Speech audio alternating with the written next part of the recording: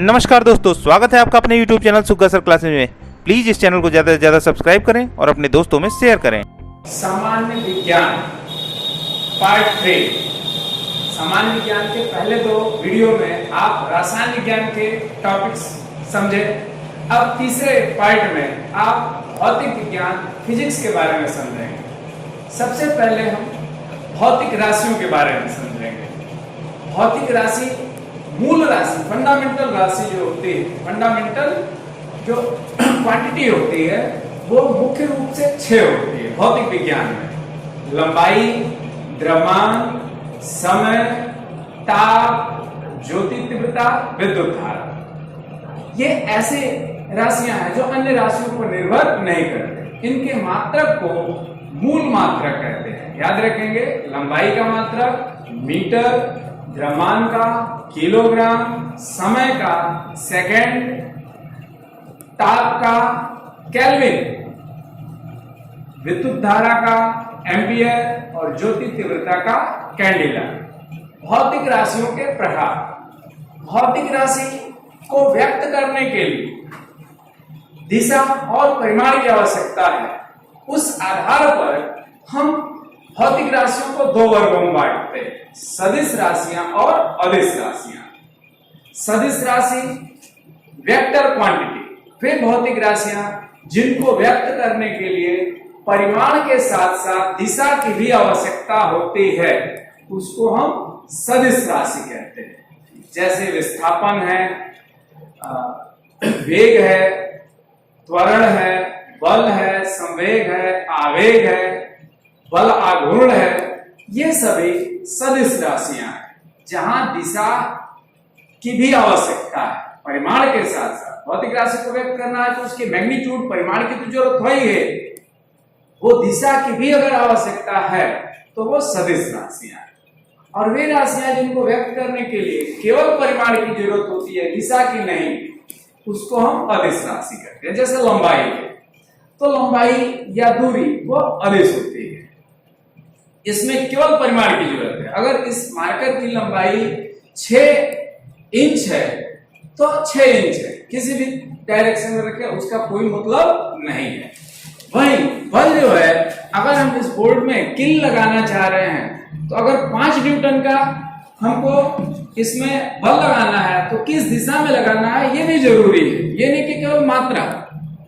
तो बल जहां सदिश राशि है, परिमाण के साथ साथ दिशा की आवश्यकता होती है, जबकि लंबाई अदिश राशि है, इसको व्यक्त करने के लिए केवल परिमाण की आवश्यकता है। लंबाई है, दूरी है, चाल है, द्रव्यमान है, इसके अलावा कार्य है, ऊर्जा है, दाब है। दाब के बारे में 3 भौतिक राशियों के बारे में आप समझते रहेंगे। एक आपका विद्युत धारा। विद्युत धारा में भी दिशा जैसा व्यक्त किया जाता है, बनाते समय परिपथों में दिखाया जाता है कि धारा इधर से इधर जा रही है, ए से बी की ओर या बी से ए की ओर जा रही है, लेकिन इसके बाद भी विद्युत धारा अदिश राशि है। इसी तरह से दाब के बारे में भी जानते रहेंगे कि दाब भी एक अदिश राशि है। ताप भी, टेम्परेचर, ये भी उच्च ताप से निम्न ताप की ओर प्रवाहित होता है।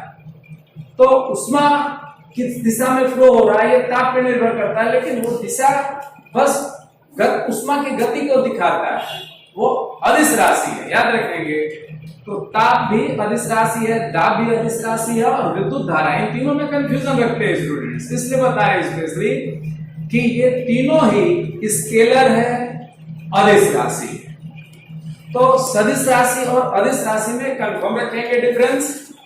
इसके बाद आपका टॉपिक आता है गति से रिलेटेड। कोई पिंड अगर अपनी अवस्था को परिवर्तित करता है, स्थिति में परिवर्तन होता है, तो उसे हम गति कहते हैं।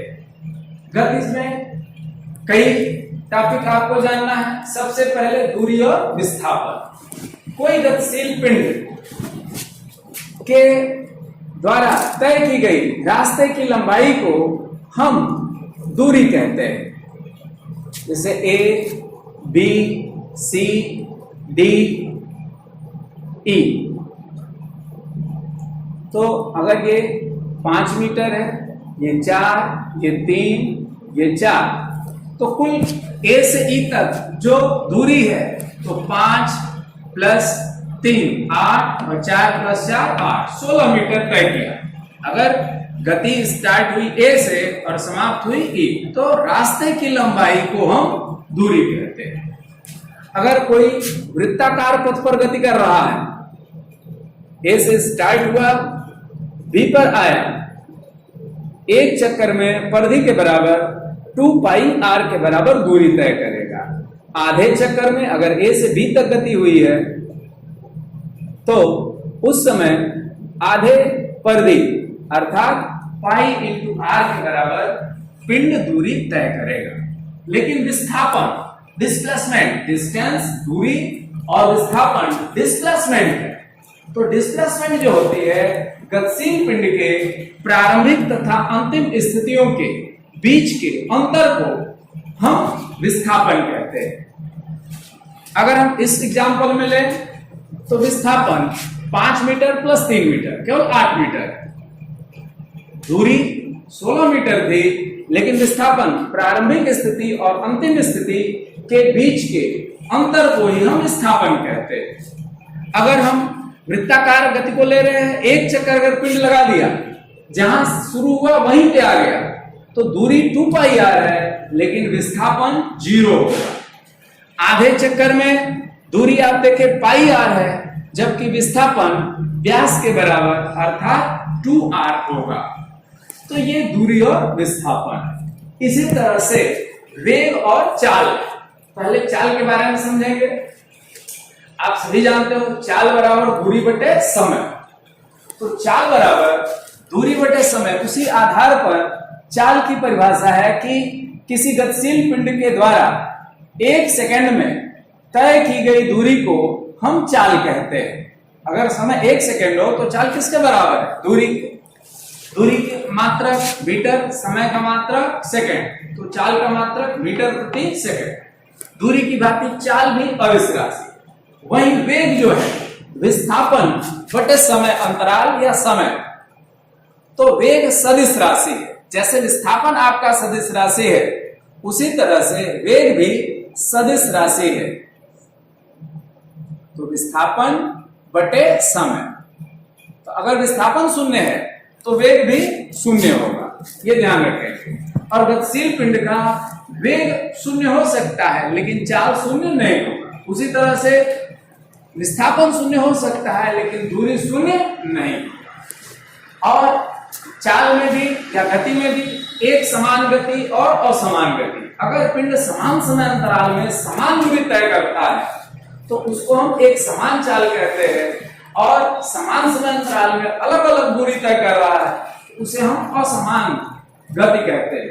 और असमान गति में औसत वेग या औसत चाल निकालने के लिए कुल दूरी बटे कुल समय, औसत चाल बराबर कुल दूरी बटे कुल समय, और औसत वेग के लिए कुल विस्थापन बटे कुल समय।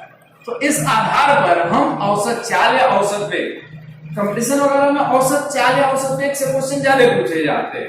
वो इस तरह से दे देगा कि कोई गतिशील पिंड आधी दूरी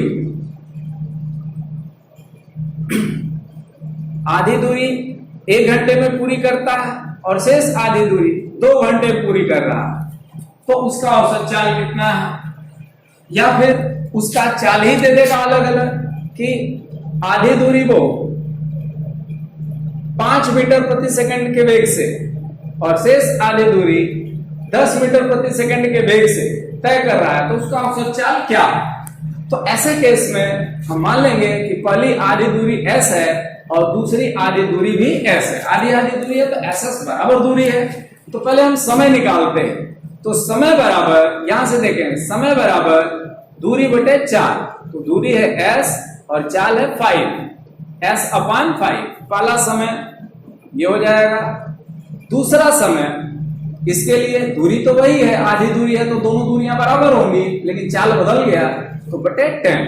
अब कुल दूरी, जो औसत चाल है वो क्या है? कुल दूरी।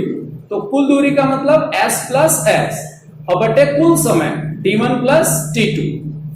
तो T1 और T2 को हम जोड़ेंगे S/5 plus S/10, S common ले लेंगे 1/5 प्लस 1/10। अब यहाँ पे 10 जो है एलसीएम होगा तो 2 प्लस 1 3, 3/10, तो S इंटू 3/10। तो S प्लस S 2S और यहां पर 3S/10, तो S से S कैंसिल हो जाएगा और ये 10 ऊपर चला जाएगा 20/3। तो ये औसत चाल होगा। ऐसा नहीं कि आप इन दोनों को जोड़कर बटा 2 कर दीजिए, गलत हो जाएगा। औसत चाल 20/3 मतलब 6.66 ऐसे आएगा। तो औसत चाल के क्वेश्चन या न्यूमेरिकल हमेशा से इंपॉर्टेंट रहते हैं कंपटीशन में, ये ध्यान रखना है। और आप वेग और चाल में भी अंतर कंफर्म रखेंगे। वेग सदिश राशि है जबकि चाल हमारा अदिश राशि है। इसके बाद त्वरण, वेग परिवर्तन के समय दर को त्वरण कहते हैं। अगर कोई गतिशील पिंड लगातार उसका वेग बढ़ते जा रहा है तो उसकी गति को हम त्वरित गति कहते हैं। तो एकांक समय में जो वेग परिवर्तन होता है उसे ही हम त्वरण कहते हैं। त्वरण को ए सिलेक्ट करते हैं, इंग्लिश इसकी एक्सेलरेशन होती है। तो त्वरण बराबर वेग परिवर्तन बटे समय अंतराल। मान लीजिए कोई गतिशील पिंड 10 मीटर प्रति सेकंड के वेग से गति कर रहा है और 4 सेकंड बाद उसका स्पीड 26 मीटर प्रति सेकंड हो गया, तो वेग में परिवर्तन कितना हुआ, कितनी वृद्धि हुई? 26 माइनस 10 बराबर 16, ये डेल्टा भी हो गया। और समय अंतराल 4 सेकंड लिए है, तो त्वरण बराबर 16/4, 16/4 4 हो जाएगा और इसका मात्रक होगा मीटर प्रति सेकंड प्रति सेकंड, तो मीटर प्रति सेकंड स्क्वायर। तो त्वरण जो है वेग परिवर्तन के दर को त्वरण कहते हैं।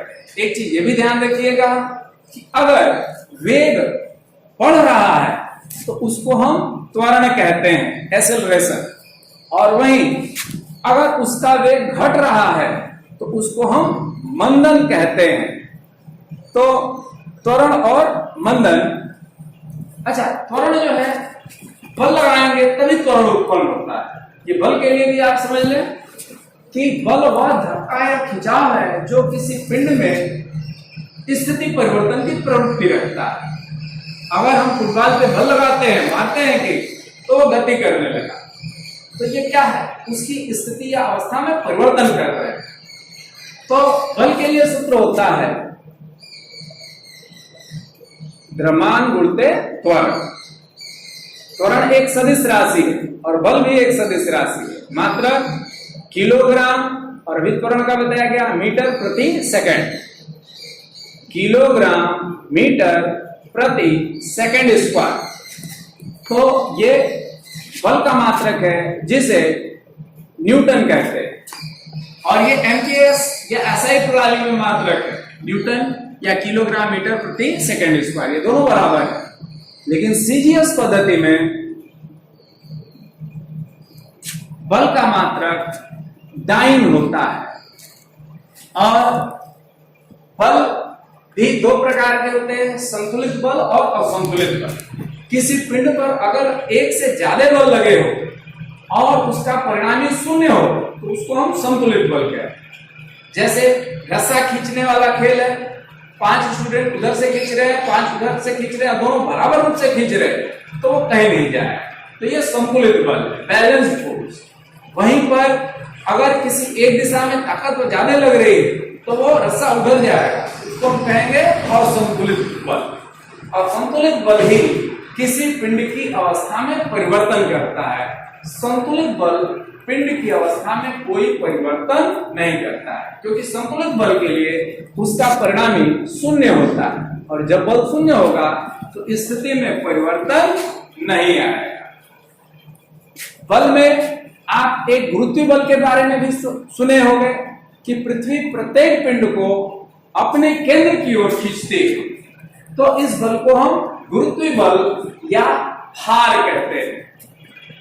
और गुरुत्वीय बल के लिए जिस त्वरण का अनुभूति करते हैं पिंड, उसको हम गुरुत्वीय त्वरण कहते हैं, जिसको हम स्मॉल जी से व्यक्त करते हैं। तो भार या गुरुत्वीय बल, भार को W से भी व्यक्त किया जाता है, बराबर होता है M इंटू जी, जहां M पिंड का द्रव्यमान है और G गुरुत्वीय त्वरण है। गुरुत्वीय त्वरण के बारे में कुछ तथ्य आप जान लो।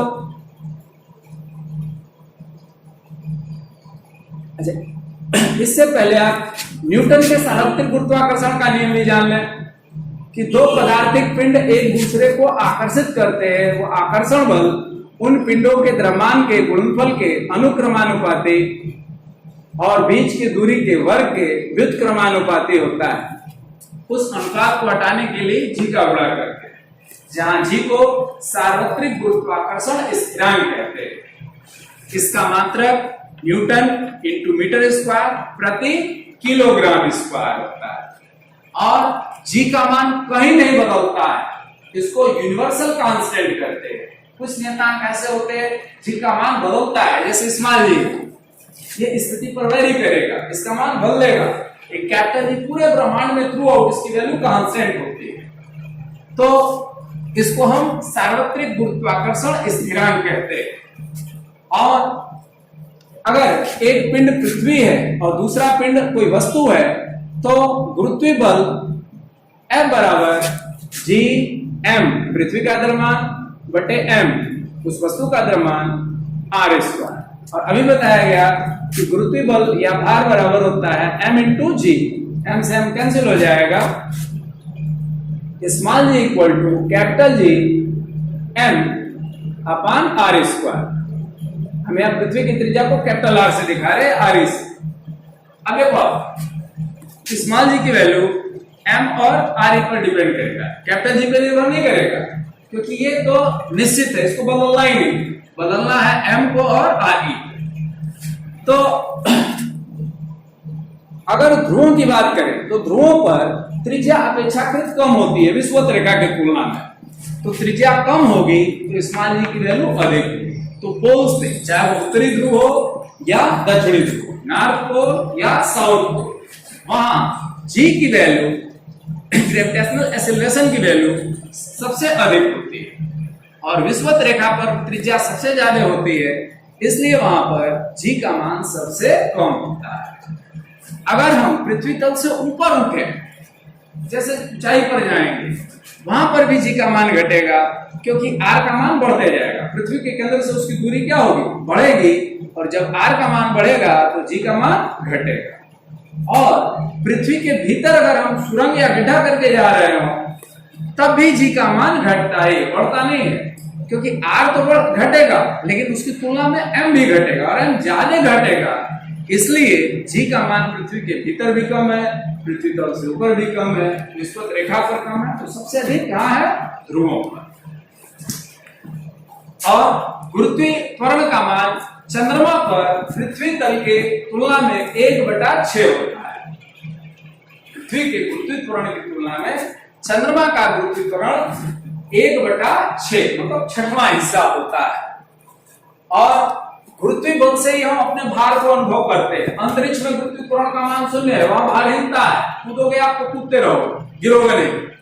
हम पृथ्वी तल पे इसलिए गिरते हैं या ज्यादा ऊंचा नहीं कूद पाते हैं क्योंकि गुरुत्वीय त्वरण का मान अधिक है। अगर पृथ्वी तल पर कोई व्यक्ति 1 मीटर जंप करता है तो चंद्रमा पे 6 मीटर तक जंप करता है, क्योंकि वहां पे 6वां हिस्सा गुरुत्वीय त्वरण का मान है। और एक चीज जान लो, भारहीनता, जैसे लिफ्ट है, लिफ्ट अगर गतिशील है, एक समान चाल से अगर लिफ्ट नीचे या ऊपर आ रही है, तब तो उसके भार में जो भी व्यक्ति उसमें खड़ा है, उतर रहा है या चढ़ रहा है, भार में कोई परिवर्तन महसूस नहीं करेगा। लेकिन अगर लिफ्ट तेजी से नीचे आ रहा है, त्वरित गति से, तो उसके भार में कमी महसूस होगा, नीचे आने पर वो घट जाएगा। गुरुत्वीय त्वरण में लिफ्ट के त्वरण का मान घटेगा, तो जी का मान परिणामी रूप से घटेगा और वो भार में कमी महसूस करेगा। वहीं लिफ्ट पे ऊपर अगर जा रहा है त्वरित गति से, तो उसका अपना भार अधिक महसूस होगा। तो ये गुरुत्व त्वरण का प्रभाव, गुरुत्व बल और भार। इसके बाद कार्य, वर्क। अगर हम किसी पिंड पर बल लगाते हैं और बल की दिशा में विस्थापन होता है तो हम कहते हैं कि कार्य हो रहा है। अगर हम बल लगाए और बल की दिशा में s मीटर दूरी तय कर गया पिंड, तो कार्य हो रहा है और वहां कार्य W बराबर होगा F इंटू S। लेकिन अगर उन दोनों के बीच कोण थीटा बन रहा हो तो उसके लिए फार्मूला होता है F into S into cos theta. व्यापक मान यही है, अगर दोनों एक ही दिशा में है तो थीटा का मान 0 होगा, कास 0 की वैल्यू 1 होती है, तब कार्य W बराबर होता है F into S, newton into metre, जिसको जूल कहते हैं। तो एमकेएस पद्धति में जूल है, वही सीजीएस पद्धति में कार्य का मात्रक अर्ग होता है और कार्य और ऊर्जा के मात्रक समान होते हैं, ये भी जानते रहेंगे। ऊर्जा कार्य करने की क्षमता को व्यक्त करता है। अगर कोई मशीन, व्यक्ति, कर्ता कार्य करता है तो कार्य करने की जो उसमें क्षमता स्थित है उसको हम ऊर्जा या एनर्जी कहते हैं। तो अगर कोई कार्य कर रहा है इसका मतलब कि उसका ऊर्जा खर्च हो रहा है, घट रहा है, चाहे वो हम हो या कोई मशीन हो, आप हो, XYZ कोई भी तंत्र या निकाय हो। कार्य करने का मतलब है कि उसकी ऊर्जा में कमी, तो ऊर्जा में परिवर्तन ही कार्य के बराबर होता है, इसलिए ऊर्जा और कार्य का मात्रक समान। Thanks for watching this channel Suga Sir Classes. Please like, share and subscribe this channel. Thank you.